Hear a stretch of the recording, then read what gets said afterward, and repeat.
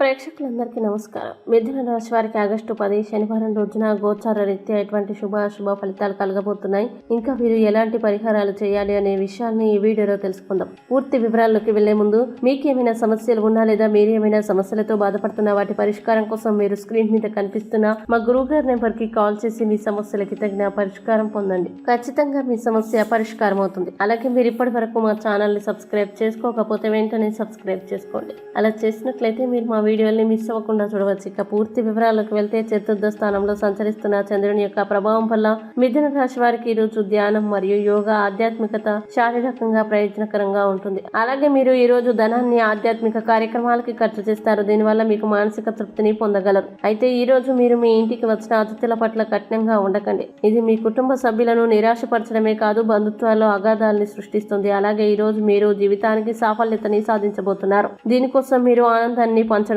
గతంలో చేసిన తప్పుల్ని మన్నించడం చేస్తారు. ఇంకా మీరు ఈ రోజు మొత్తం మీ రూమ్ లో కూర్చొని పుస్తకం చదవడానికి ఇష్టపడతారు. అలాగే పనిలో అన్ని విషయాలు ఈ రోజు సానుకూలంగా కనిపిస్తున్నాయి.